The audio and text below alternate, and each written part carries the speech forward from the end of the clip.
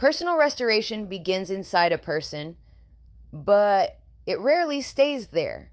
The way we think, regulate emotion, respond to conflict, use authority, set boundaries, and make decisions eventually becomes visible in the systems around us. Families, classrooms, ministries, businesses, teams, and communities are shaped by the people who build them, lead them, and participate in them.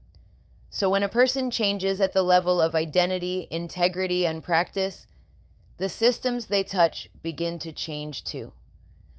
Unhealed pain does not automatically make someone harmful, but unexamined patterns can become embedded in the structures a person creates. Fear can become excessive control. Avoidance can become unclear communication. Shame can become punishment. Survival thinking can become constant urgency. A lack of boundaries can create a system where everyone is always overextended. Over time, what began as a personal coping response can become a normal rule, expectation, or culture. That is how systems can repeat pain even when no one consciously intended to design them that way. Restoration changes more than how a person feels. It changes the person making the decisions. A restored person can pause instead of reacting. Tell the truth without using it as a weapon.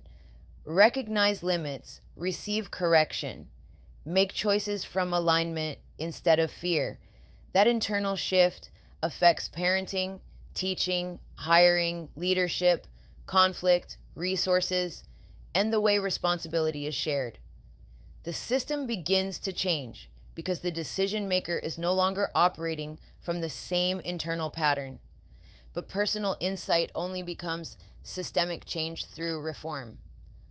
Reform asks how a restored value should become a repeatable practice. If dignity matters, how is dignity protected? If rest matters, how is workload designed? If truth matters, how can concerns be raised safely? If accountability matters, how are expectations made clear? Good intentions matter, but systems change through routines, boundaries, policies, workflows, and consequences that reflect those intentions. Reform gives personal restoration a structural expression. Leadership has an amplifying effect because a leader's patterns often become everyone else's environment.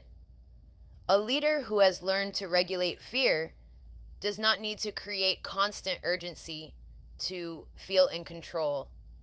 A leader who understands boundaries does not confuse exhaustion with loyalty. A leader who has confronted shame is less likely to use humiliation as correction. Healed leadership is not perfect leadership. It is leadership that can notice harm, receive feedback, repair what is broken, and keep reforming the system. When personal restoration becomes structural reform, repetition can be interrupted. A family can create healthier communication. A classroom can replace shame with clear instruction and accountability. A ministry can protect dignity while maintaining truth. A business can build workflows that do not depend on constant crisis. The impact becomes generational because people experience a different model of authority, responsibility, conflict, and care. They are not only told that healthier systems are possible, they live inside one. This is where the movements of R3 become visible in everyday life. Restoration changes the person, reform changes the structure. Redemption changes what the restored person and reformed system can serve. The goal is not flawless people or flawless institutions.